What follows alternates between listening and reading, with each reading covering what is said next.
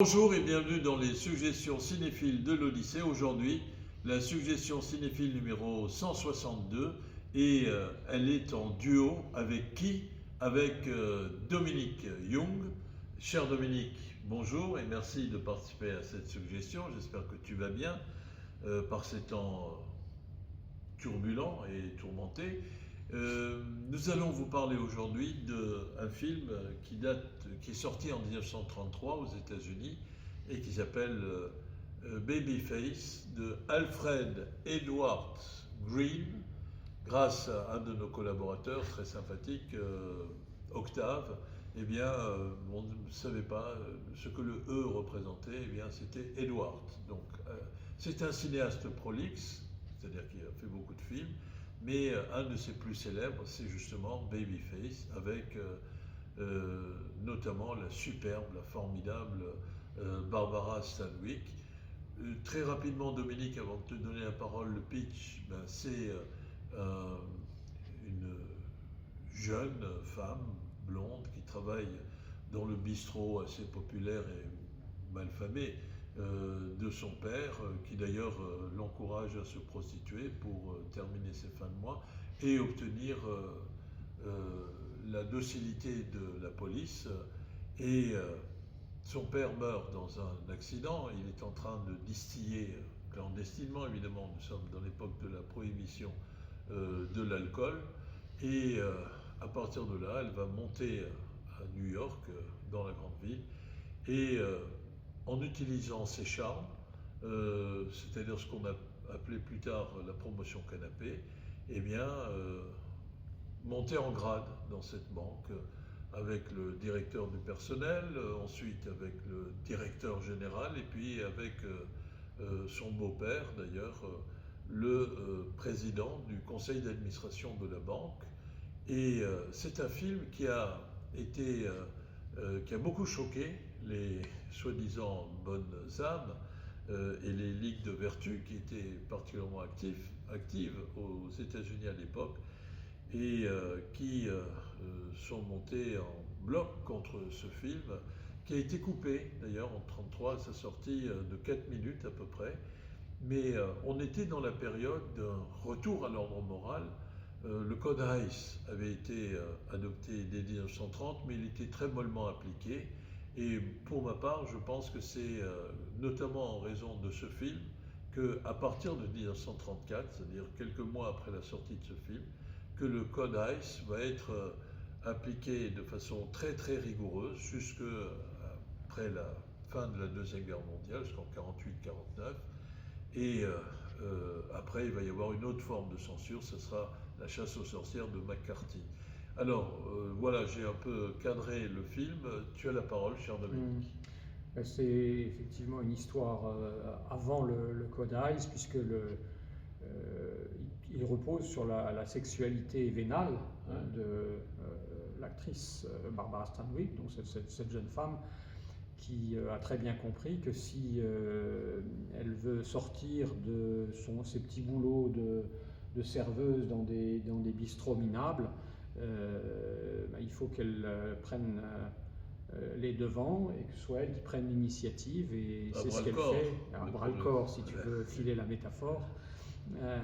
Et elle le fait avec un cynisme absolu. On pourrait dire que le film, c'est l'histoire d'une femme vénale, mais ça serait dévaloriser le personnage, puisqu'en fait, elle est contrainte de faire ça, parce que sinon, dans l'Amérique de l'époque, à part épouser un riche bourgeois, elle n'avait aucune chance d'ascension sociale, puisqu'elle n'avait pas fait d'études, elle avait son intelligence, mais sans les diplômes.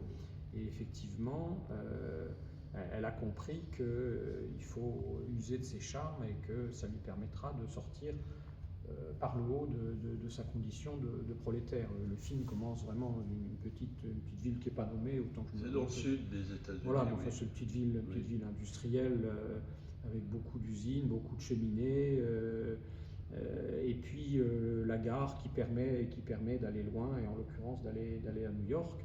Et le film commence déjà par une passagère clandestine. Qui monnaie ses charmes. Qui monnaie ses charmes dès le moment où elle quitte la petite ville. Elle n'a pas de billet, elle n'a pas d'argent pour s'acheter le billet.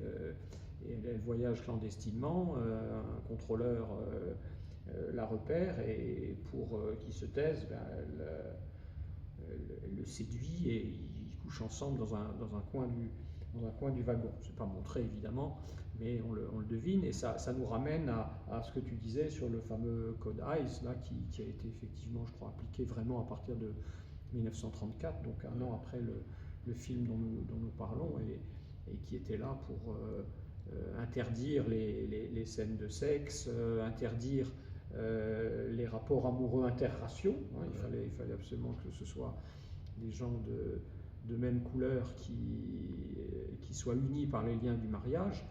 Et là, le film est vraiment à contrario complet hein, de tout ça, puisque le cynisme de cette jeune femme est grande efficacité. Alors c'est montré de façon parfois un peu lourdingue. J'ai trouvé, enfin c'est un clin d'œil en même temps, hein, puisqu'elle commence par séduire, une fois qu'elle est à New York, un petit chef de bureau, puis ensuite un chef de service, et puis ensuite un directeur. Et à chaque fois, la caméra fait un gros plan sur l'étage de la banque, et elle monte progressivement vers l'étage de la direction générale, où elle séduit le fils, l'héritier, et puis après le président du conseil d'administration. Ce n'est plus la promotion. Le futur beau-père. Ouais. Oui, ce n'est plus la promotion canapé, c'est la promotion ascenseur, si je comprends bien. Ah là, c'est l'ascenseur social, effectivement, qui fonctionne très bien. Ouais. Alors, ce que tu as évoqué, effectivement, le code ICE, il devait aussi dire que quand quelqu'un se comporte de manière, enfin un personnage se comporte de manière immorale, il ne peut pas être présenté comme un personnage positif central. Et tu as parlé des discriminations, enfin des séparations de l'apartheid qui existaient. Et ce qui est intéressant à noter, c'est que dans son ascension, cette Lily, elle s'appelle Lily, le film s'appelle Babyface, au visage d'ange en quelque sorte, ou d'enfant. Eh bien, elle est accompagnée dans son ascension sociale par une commis qui travaillait dans le bistrot malfamé de son père et qui est noire, qui s'appelle Chico, si j'ai bonne mémoire, et qui est sa complice en quelque sorte, mais qui reste évidemment toujours dans le rôle de l'auxiliaire de ce personnage de Babyface. Moi, je voudrais quand même dire... Et qui ne profite pas de l'ascension sociale, sauf à la fin un petit peu où il y a... Oui, elle lui donne des bijoux, enfin... Oui. Et bien elle vit aussi dans des appartements qui sont plus confortables qu'au départ. Donc elle en profite, mais en recueillant exclusivement les miettes. Quoi, mais en restant la domestique de cette dame. Elle n'a pas d'ascension par elle-même. Les miettes elle reste dépendante de sa patronne, comme on dit. Les miettes d'un pain ranci sont quand même moins bonnes que les miettes d'une brioche de grande qualité, en quelque sorte. Et alors, je disais que le bistrot, il était malfamé.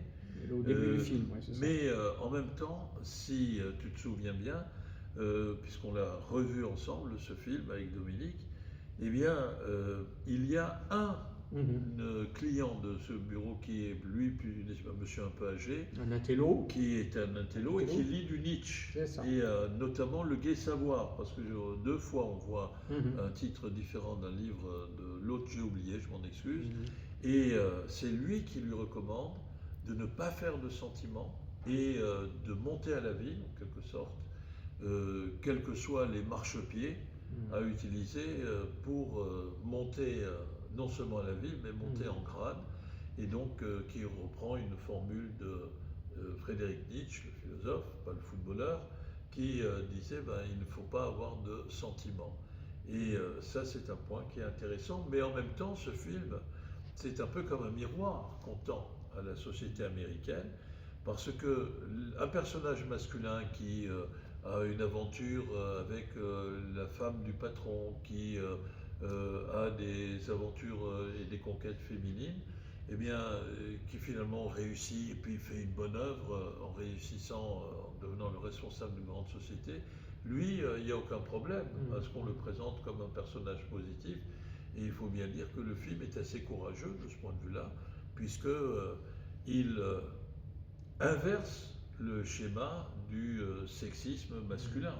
Oui, c'est un peu l'équivalent féminin dans la comédie humaine d'un Rastignac, par exemple. Voilà. Hein, c'est-à-dire c'est Oui. quelqu'un qui dit, bon ben voilà, je vais me donner le destin que je pense mériter, et quels que soient les obstacles, je vais les renverser, quels que soient les moyens, je vais les utiliser, parce que la fin justifie les moyens. Donc le film pourrait être d'un cynisme absolu, mais je trouve que ça dessine, enfin, l'intérêt du film, c'est de dessiner en creux le portrait d'une Amérique qui laisse très peu de possibilités de progression aux femmes. Hein. Voilà. C'est vraiment, c'est ça, il y a quelque chose de tragique finalement dans ce destin, où une vie d'une banalité absolue, et éventuellement jusqu'à la prostitution, ou alors c'est faire une croix sur tous les sentiments moraux et grimper. Ce qui est Et en même temps, choisi. ce personnage, il garde une féminine remarquablement interprétée par Barbara Stanwyck, dont les jambes sont mises en valeur par les angles de prise de vue de la caméra, pourrait-on dire, sans tomber dans aucune forme de sexisme. Eh bien, mais c'est le film qui nous invite, en tout cas, à voir ces jambes, qui exprime aussi la confiance qu'elle a et la maîtrise qu'elle a de son corps. Bon, c'est quelqu'un qui est bien dans ses baskets, si je puis dire, puisqu'on parle de jambes, et bien dans sa peau.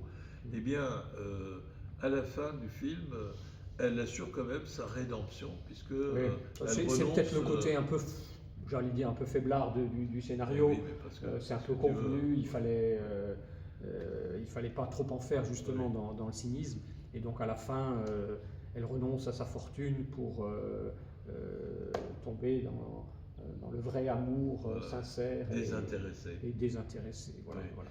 Mais bon, il faut quand même une lueur d'espoir à attendre aux spectatrices. Que la morale soit sauve. Voilà. Mais en tout cas, c'est un film quoique en noir et blanc. Nous sommes au début du cinéma sonore, chanté et parlé, comme il s'intitulait lui-même. Et c'est quand même une œuvre forte. Et en tout cas, dans l'histoire du cinéma, c'est un film qui mérite d'être vu. Il était programmé pour être vu à l'Odyssée, et donc il le sera tôt ou tard, dès qu'il y aura la réouverture des salles. Après t'avoir remercié, je te laisse le soin de dire le mot de la fin à Vienne. Ouais, au lieu de dire à nous de Paris, c'est à nous de New York. Merci beaucoup, cher Dominique. À très bientôt. Au revoir.